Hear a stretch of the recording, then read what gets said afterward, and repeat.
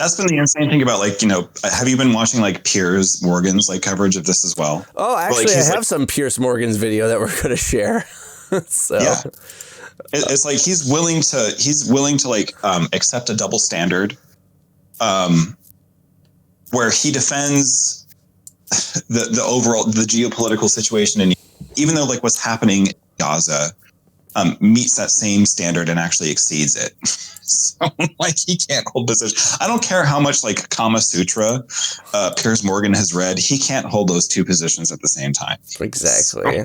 So here's Piers Morgan talking with our bro Finkelstein here. So no way! I didn't know he did the Finkelstein. Oh yeah, shit! Yeah. I actually got two Finkelstein videos. So yeah. Yo. Okay. One of two people who survived the Holocaust, who were both in concentration camps. You're a Jewish man, and you know how incendiary that Substack has proven to be with Jewish people around the world, many of whom have felt this is the nearest thing to the Holocaust of World War II that they've endured. What your parents went through, being revisited on them in these kibbutzes on October the 7th. What do you feel about them? I mean, how would your parents have felt about you literally on the day that this happened, talking about heroic resistance, talking about that you will never begrudge the scenes, the stars in heaven are looking kindly down, glory, glory, the souls of Gaza go marching on. How would your parents have felt about that, coming out of concentration camps, surviving the Holocaust of World War II? Well, first of all, anything I write, I have my parents looking at the screen behind me over my shoulders. In a metaphorical sense, I am very conscious every moment of my existence goes back to the martyrdom of my family. So it's not as if suddenly you're posing a question to me that never occurred to me. Quite the contrary, I do need, even 30 years after their death, I need the moral validation that came from my parents' martyrdom and the extermination of their family. How would my parents have reacted?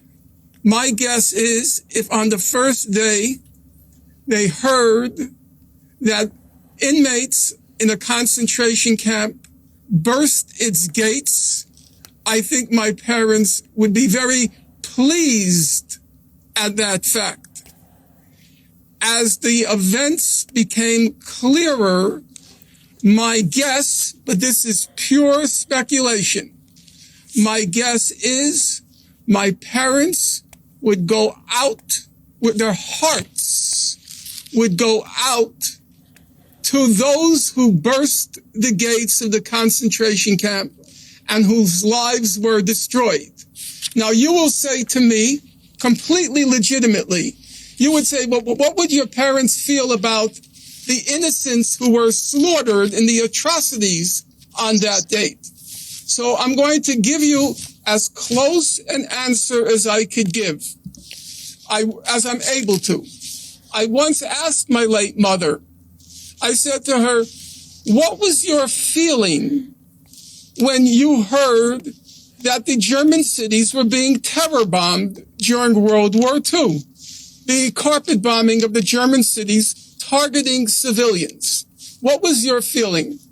And my mother's response to me was, quote, our feeling was, if we're going to die, we're going to take some of them with us. Now, that's not the most morally elevated statement. I agree. And do I wish my mother had and my father had a heightened sensitivity to German civilian life? I suppose I would wish it.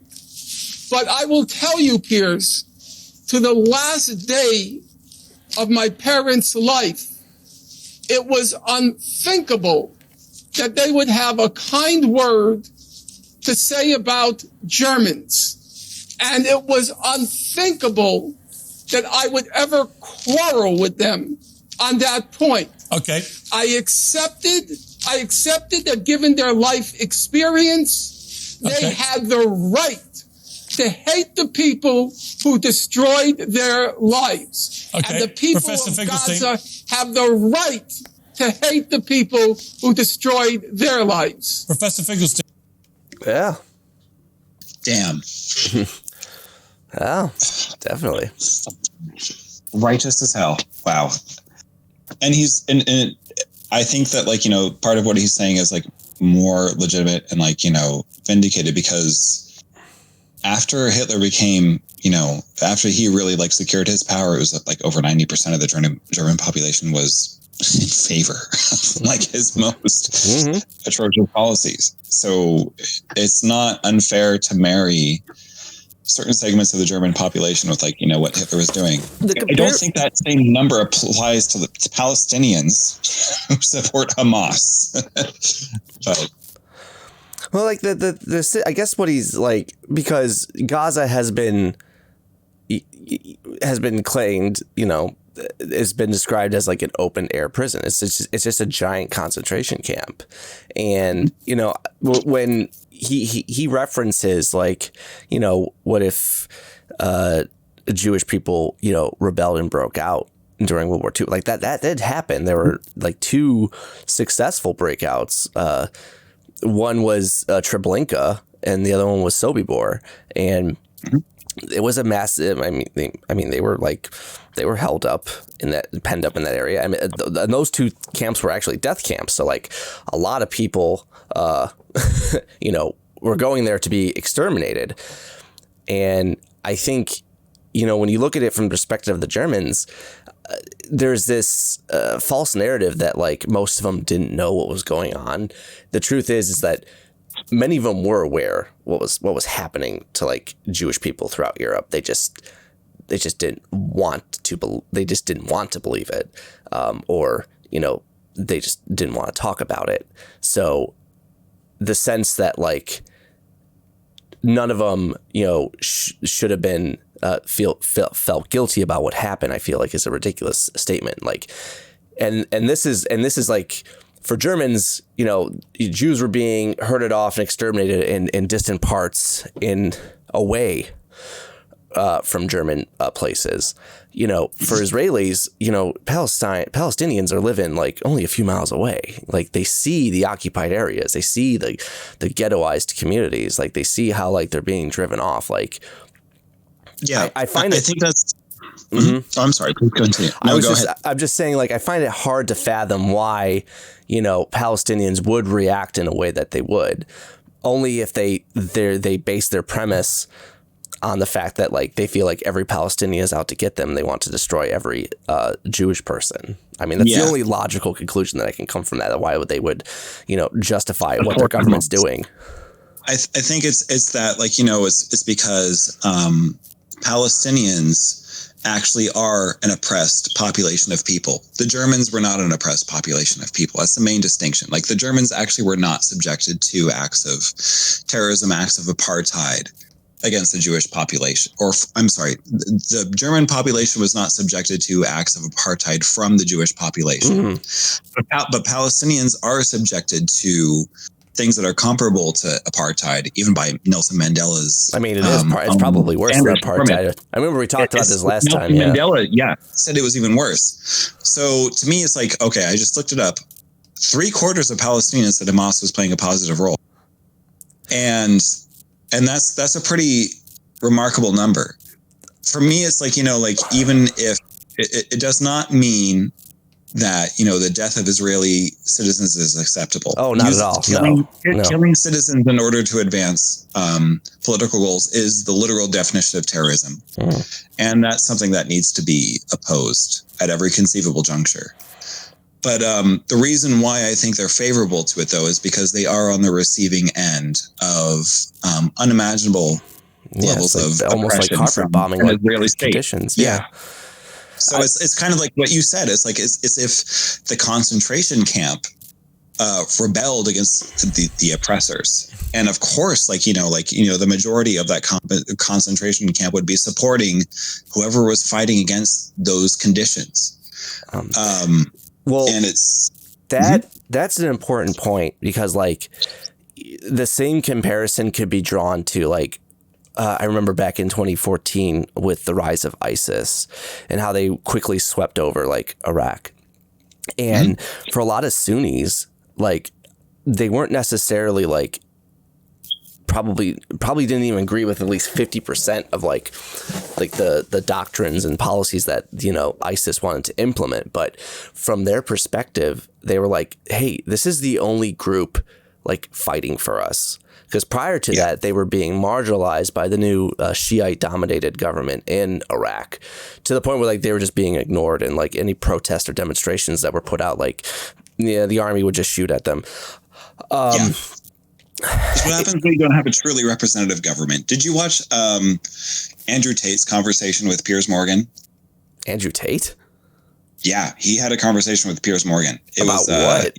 About women bad? About Israel and Palestine. And Andrew Tate also dunked the fuck on Ben Shapiro, which was very satisfying, by the way. Is this for real? Like, no, this is for real. Andrew Tate is a very like distinguished political commentator now, like about this. Like all of a sudden, ever since he's been interviewed by people like Candace Owens, all of a sudden he has like a lot of tremendous political influence, I guess, within like the commentator sphere. Holy shit! But he had an interview with Piers Morgan, and he was wrong about one thing massively. What is it? He was unwilling to say that Hamas were terrorists. And Hamas, that is a terrorist organization. They indiscriminately kill civilians in order to advance political goals. That's the terrorist threshold. By the way, that's something that Trump literally quoted in 2016 when Trump was like, "We should go for the families of terrorists. We should kill the families of terrorists. We can't just kill the terrorists. We have to kill the families because that's what's going to make them capitulate. That's what's going to make them lick our heels. That's how we're going to get the terrorists, all that kind of stuff. Kill the families." Yeah, Trump has actually like advocated for terrorism, by the way, like all like you like dumb nut, like fucking like conservative cuckolds who are listening right now. Well, I was gonna say, if like that's the definition of terrorism we're going off of, then I would say Israel's been far more guilty of terrorism then. Oh, it is. Terrorism is going after civilian populations in order to advance political goals. By a lot of metrics. Here's the thing, though. So Andrew Tate was basically saying that makes like, of course, like Israel, like, that's like a terrorist contingent as well. But here's the thing is like the Andrew Tate was not willing to say that Hamas was a terrorist organization. That's where like he failed. Oh, but okay. Of course, like where he succeeded was saying that, well, the IDF is kind of like, capable and has been like, demonstrating the same recklessness, carelessness that Piers Morgan won't concede is terrorism. I see. It was a fascinating interview. Yeah, Andrew Tate was actually. I gotta look at that.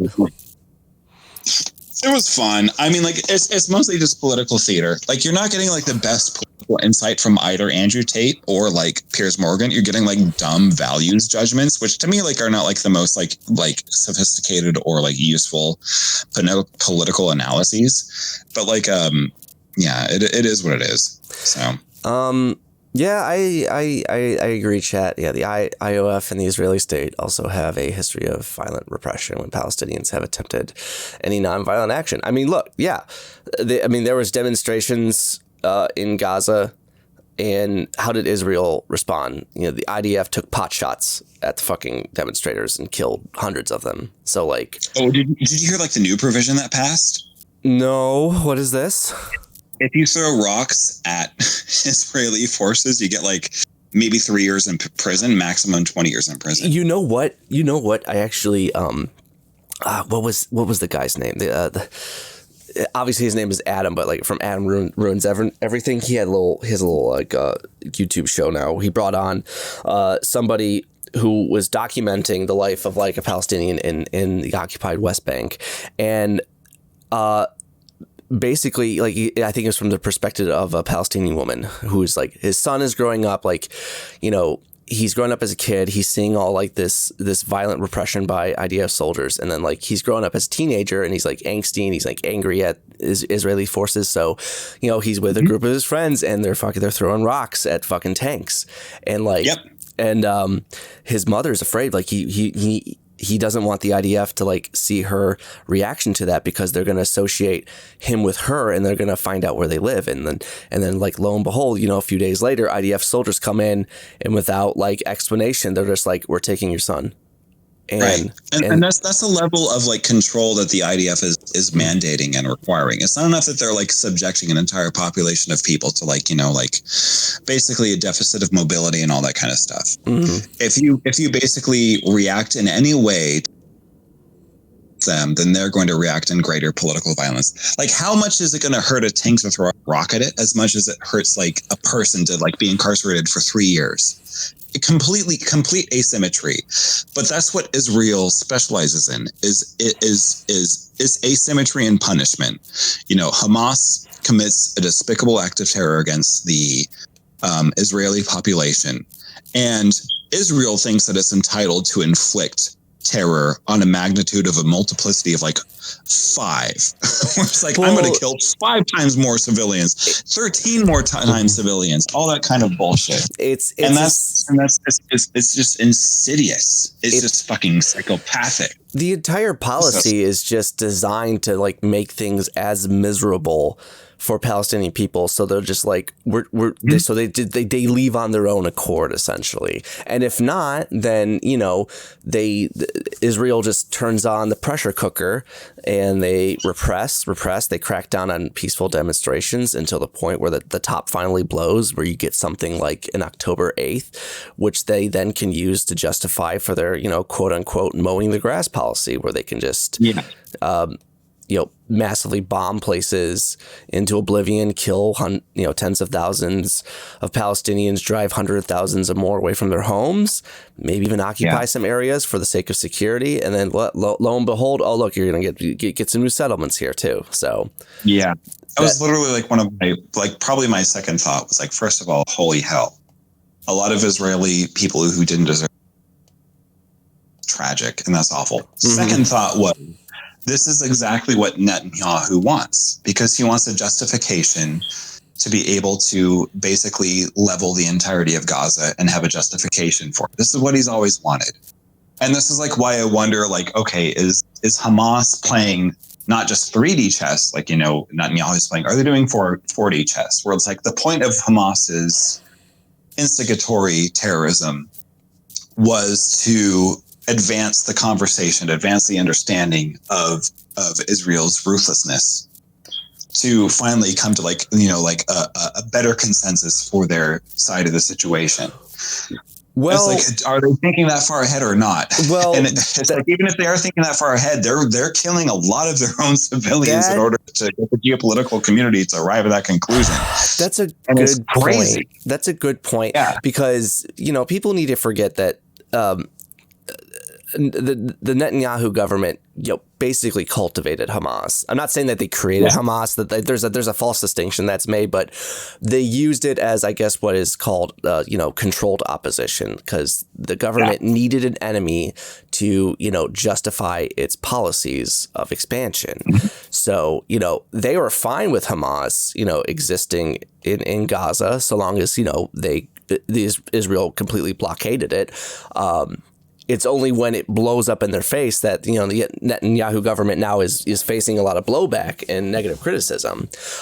In terms of what, you know, you're saying, like, is Hamas playing like a 4D chess? Like, I feel like Hamas had to do something, or they were going to be slowly withered away into non-existence.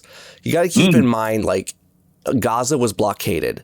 So, like, people, and they're already not getting enough supplies from Israel. So like the population is slowly waning under, like, you know, malnourishment, you know, the water's bad. So you have like a generation that's going to be stunted, probably the younger generation. I mean, people need to tend to forget, like, there's a whole generation of kids that basically grew up and all they know is about being blockaded by Israel. and they were too young to vote for Hamas back in 2007. Yep. Oh God, and that wasn't even probably not even like a legitimate election, but yeah. I mean, like even that. Well, no, it was quoted by Jimmy Carter himself that it was a free and fair election. The problem is Hamas got like what 52% of the vote, so like it wasn't like a landslide, but still, it wasn't a Stevie Nicks. What we're saying is it's not a Stevie. It's not a Fleetwood Mac song. It's not a landslide, guys. But I feel like, like Hamas needed to do something. And this is where I feel like the bigger like geopolitical picture comes into play, because at this time, and I think this is due to the past, policies of President Trump, because first the United States recognized, and they're the only country that recognized Israeli occupation of the Golan Heights, as well as like a proposed plan for like full annexation of like I think like the Group A, the Area A in the West Bank, as well as I'm sorry, that was a plan that was rejected by everybody else in the international community because it was fucking stupid, because it was so obvious, like you're just annexing territory. But the United States also recognized the annexation of East Jerusalem, as that's why, and on top of like recognizing the capital being Jerusalem. So they set the stage for like other Arab countries to at least finally normalize relations with Israel. I think like Morocco, the UAE, Oman, I think. And the big one that was supposed to happen was with Saudi Arabia.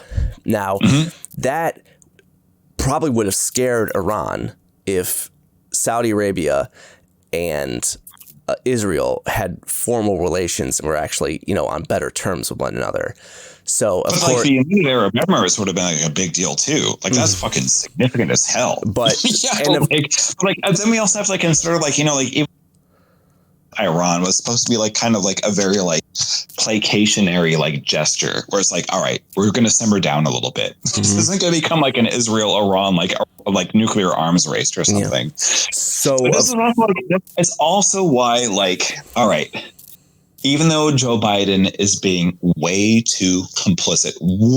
fucking too complicit with the atrocities of Israel, why, if you value the human lives that can be spared, why, if you value the human lives that can be saved, you gotta like reject like the Trump option, is because Trump wants to basically dismantle any kind of tenuous situation where Iran is like way. Conservatives have been wanting a war with Iran since 2008, since John McCain, even longer than that. John McCain just like made, like a very like known thing, like bomb Iran. He's saying that to like this tune of like bomb Barbara Ann. Like they want this to happen. It's like the sad reality with Joe Biden is like, and I'm going to be like very honest and candid with the analysis.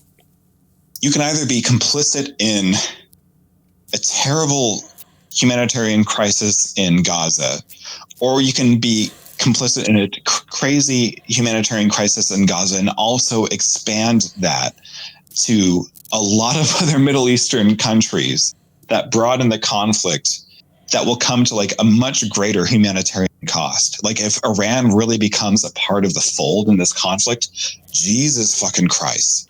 Like that's like literally like that's a fulcrum point. That's a crucible moment in human history. But that's what conservatives want. So if you care about the lives that would otherwise be like spared, you got to vote against the fascists. You got to vote against the guy who's trying to expand the conflict beyond like what's happening in Gaza and beyond what's happening in Israel. Yeah, conservatives have always had like a hard on to like bomb Iran, because Iran is just that country that has withstood against like American controlled interest in the Middle East. So it's like that vestige, and I think that's why Iran decided to support Hamas, even though they're a Sunni group and Iran is Shia dominated. For them, yes, Hamas attacked Israel. Now Israel is like responding like very like 10 times over. But what that did was it put the normalizing relationship between Israel and Saudi Arabia on hold, because the Saudi royal family cannot, make a formal diplomatic gesture to Israel while they're doing this to Arab people in Palestine. And if it means that Hamas is going to be destroyed as a result, I think that Iran has kind of checked them off as expendable. Whether or not Hamas is actually destroyed from this is like another topic, because I don't think you can bomb terrorists into submission. It's just you can't. You're just making the future terrorists for tomorrow. So. Exactly. Like that's what's like basically what was counterproductive about like American foreign policy with Iraq is like you've made way more terrorists than you like exterminated, mostly because like most of them weren't in Iraq anyways. But yeah, it's like you're not going to eliminate most of Hamas by bombing above ground infrastructure in Gaza, especially while you simultaneously try to claim that most of Hamas is operating in underground tunnel systems. If they're operating in underground tunnel systems, why the fuck are you bombing the civilian infrastructure that's like above ground anyways? Yeah. Just send in a special ops. Just go to fucking Qatar, where you guys say that like most of the Hamas leadership is, and exterminate them. Deploy SEAL Team 6. Deploy like the same guys. I want them to send Nick Fury in from the Avengers and be like, we gotta get the team back together again, guys. We need you guys to do Qatar stuff. And it's like, oh man, I don't want to do Qatar stuff. I've been retired. It's like, well, you're the only guy who can do it. We need you to do Qatar stuff again. I need you to do it. The rest of the expedited version of a action rescue movie. Yeah, exactly. It's just gibberish, but everybody knows the plot. I need this to be like an end credits, like post credits Marvel creation, where like Nick Fury, iPad. Mm-hmm. We're going to Qatar now because we don't want to kill a bunch of like Palestinian guys. Hey, we got to do Palestinian guy stuff. Well, fuck you, man. But like, it's like they're not doing that. They're literally bombing infrastructure that has nothing to do with Hamas. That's why they bombed a UN refugee center where there was no conceivable Hamas infrastructure whatsoever.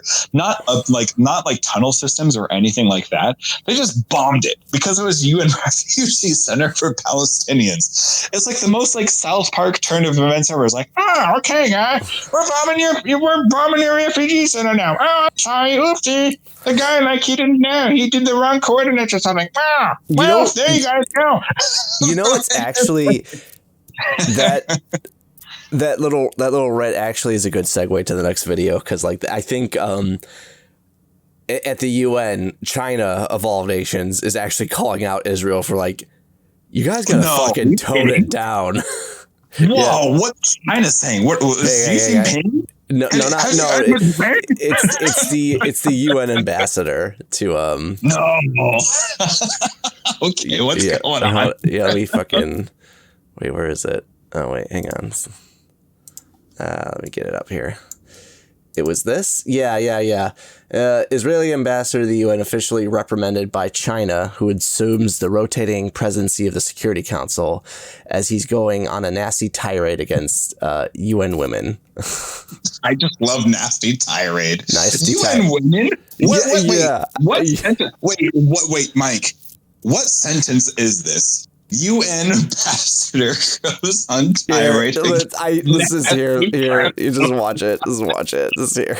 Oh my, this is amazing. I love this already. Shame on you, UN women. Shame on you. Is UN women not charged with ensuring that, I quote from their website, all women and girls. 尊敬的以色列代表，我想提醒你，你可以在发言中完全表达你的不同意见，但请对会议所邀请的同胞人保持起码的尊重，这是安理会的一贯的惯例，也是大家都应该遵守的规则。我提醒你注意，我请你继续发言。Settle your ass down. I have the Jewish star. I can say whatever I please. Jesus God. Yeah. Oh my gosh, what the hell? Dude, that's right? so fucking fucked. Yeah, that's a trademark moment. They probably kill more journalists than Hamas. You know, it's funny you bring that up. Wait, how do you pronounce your name, bro? Malefica? Sorry if I butchered it. But no, I think Israel has killed more anything Palestinian over actual Hamas members, like journalists. Is Malefica in chat? Yeah, he's in the chat. Yeah, or they're in the chat. Sorry. Is it bro? Is it bro Malefica? What is it? Yeah, bro Malefica. Oh, maybe that's Nicole. Maybe that's not. That might be my best friend. Oh, well, hi. Hi, David's best friend. But I agree with you. They've killed probably more of everything besides Hamas, like journalists, people with special like skills. Like I noticed a lot of fucking surgeons and doctors were killed by surgical strikes too. It's just what they're essentially doing is it's almost it's almost reminiscent, and you know this is kind of a far-fetched. This is still in the theoretical with me, but it's like, you know, when the Nazis took over Poland, they made a concerted effort to like target like the intelligentsia, people with, you know, special skills, acquired skills, in order to make sure that the Polish couldn't effectively organize a resistance. And I feel like when you're seeing all these, you know, Palestinians being killed that are doctors or journalists and stuff like that, I think that's deliberate because, you know, they're trying to dismantle any effective resistance by the Palestinian people. Mm-hmm. So that's why they cut off like the food and water in the cast. Oh, I'm sorry. The subtitles were cut off, so you guys never saw what they were saying. So basically, here, let me reiterate here. So basically, the Israeli ambassador was, you know, complaining about, you know, the UN women criticizing Israel, and the Chinese diplomat on the Security Council was like, you know what, dude, calm the fuck down. Watch, you remember where you're at, okay? Show some fucking respect. Like, yeah, seriously. Yeah. God damn. Like, I know, like some members of the UN have like kind of like dipped their toes into dissent, like political dissent, like, hey, this kind of feels wrong. But then they get like slapped back into place, and that's so fucking frustrating. So it's like good to see somebody like actually like, you know, fuck, it's China. But like, like it's good to see like somebody actually be like, no, shut the fuck up. Seriously. Like, have them be like, oh yeah, okay, maybe I'll shut the fuck up now. Like it's like it doesn't matter like if somebody's wearing like a Star of David patch or not. If you're like advocating for like a humanitarian crisis against a population, you're not on the fucking righteous side of history. And I don't know, like I feel like that's going to be something that's going to be beleaguering Biden's presidency as well. Like even though like this is going to be about a year out from like Biden's election chances, he's going to have to live this down. He's literally going to have to make the case that under Trump, it wouldn't be just merely as bad as what Biden's been manifesting with us. It would be like worse. It would be an expansionary conflict. And that's like what I would recommend to like the Biden team. You have to like make the case that this would be like an expansionary conflict if this is like Trump and not Biden, because it would be like it categorically would be like we would be like bombing like other generals like Soleimani or some shit. I know Trump is still president, but like in Iran, and that is what it is. But like Biden really has to make the case, but Biden also has to win. But it's just like it's given leftists a much more Sisyphean task to advocate for the necessary outcome. It's like the necessary outcome is that Donald Trump has to lose, and Biden made that more difficult. But just because Biden made that more difficult doesn't mean it's not necessary. But it's going to be harder. Now. I agree. I think as of now, I mean, yes, there's a ceasefire, but it's temporary. So this is just a stopgap measure. I think the Biden administration is like very conscientious about like this conflict spreading out. So I think they are getting pressure to kind of like tamper on Israel's response. Because yeah, you still have Hezbollah to the north, and Iran has been making statements that basically are like, if Israel keeps doing this shit, we're going to have to intervene some way. I don't know what that entails, but of course, I'm sure like, every conservative warmonger's like soy facing at those remarks. So like, oh my God, the perfect excuse to finally start bombing Iran. So, all right, you got one more here. How about another Finkelstein video? Okay, so let me see if I can do this right. This is on our Discord, so let me share this right here. Doop-a-doo. All right, let me expand. Boom. All right. Wait, everybody else doesn't see it. I'm sorry, guys. Hang on. Bring it over here. Bring it over here. Why can't I move this? Oh, there we go. Sorry, everybody. All right. Yeah, so you mentioned that Gaza, no one's allowed out of Gaza. The Egyptian border also has a policy that they don't let Gazans into Egypt. If Egypt opened up the border, would Israel allow that? I think, I've had differences of opinion with friends over this. It is a complicated question. On the one hand, as a sheer humanitarian gesture, should Egypt open up the border of Gaza and let the people out? On the other hand, not that I would make any apologies for the mass murderer of Egypt, the head of state, Mr. Sisi, but he has a problem. The problem is that our Secretary of State, Blinken, and the U.S. administration in general, and Israel, have been applying huge pressure on Egypt to let the people go into Egypt. And then he says, I'm not going to facilitate, I am not going to abet the ethnic cleansing of Gazans into Egypt. I don't want to be part of that. And then what do you say to that? Well, I looked around for what people were saying. I think the obvious answer is, don't force them to flee. There should be a ceasefire now, so they don't have to flee. Let's end with that. That's their home. And I want people to bear in mind, 70% are refugees from 1948, when Israel was created. They've lived since 1948 in refugee camps in Gaza, 70%. And now Israel wants to turn them into refugees twice over, to dispatch them into the Sinai desert to rot and die.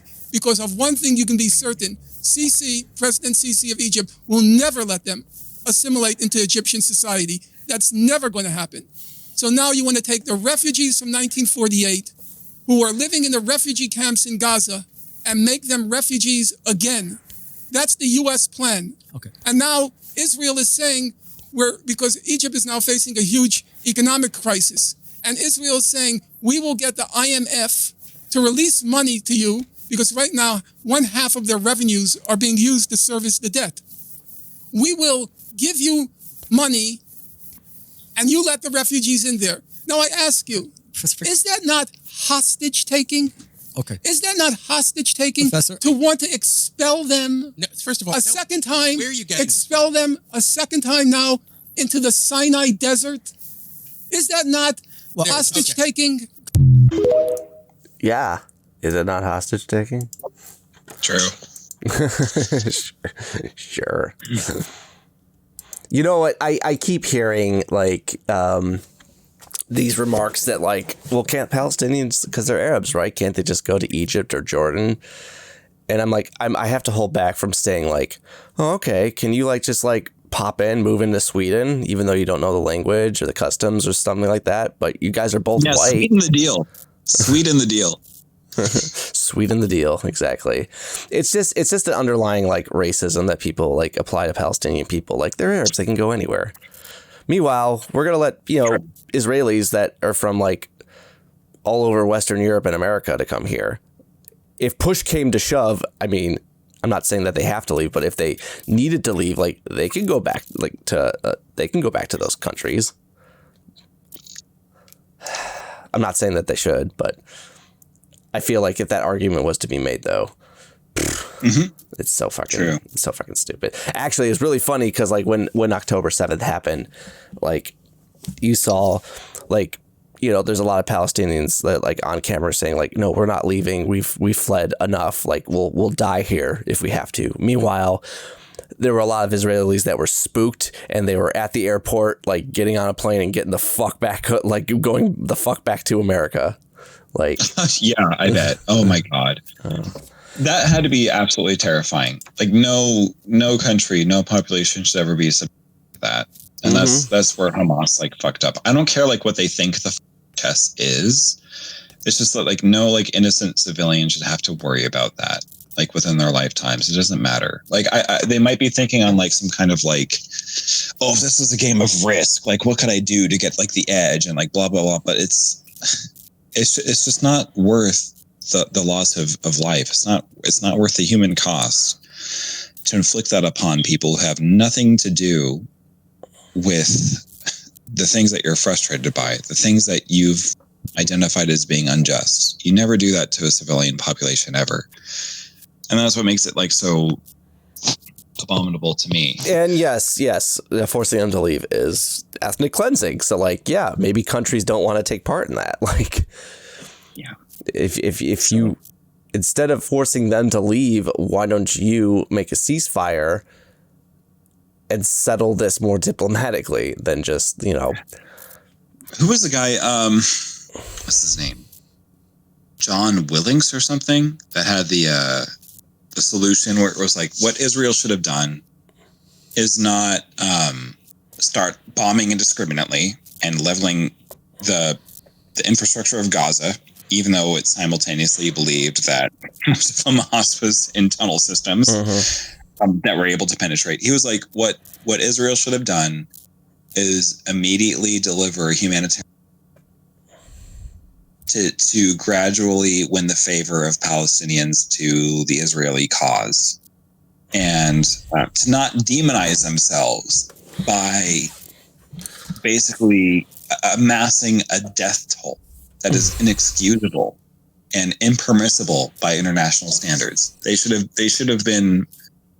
basically taken the opposite course. But of course, they chose the path of retribution.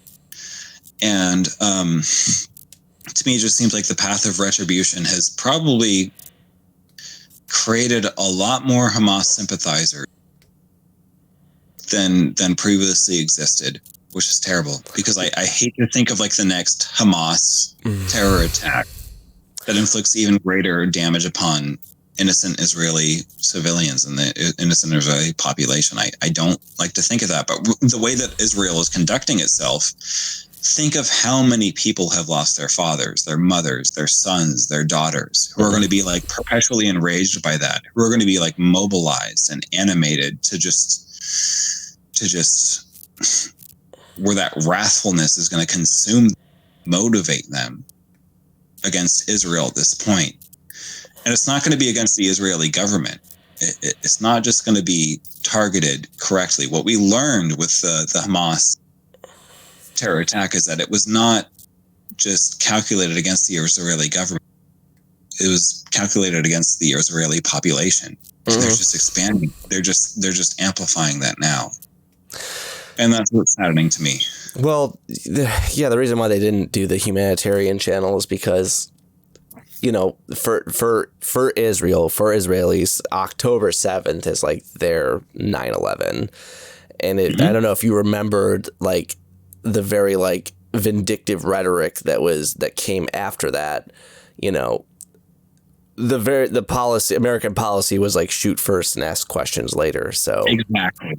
And that's what's wrong about what Israel's been doing, is that in the same way that we misdirected our animus towards Iraq, Israel's directed its animus towards the Palestinian population. And in both cases, it creates more terrorists, it creates more terrorism than it ameliorates. And that's the sad thing. Yeah. In both cases, they made the wrong calculation with how to proceed about it. So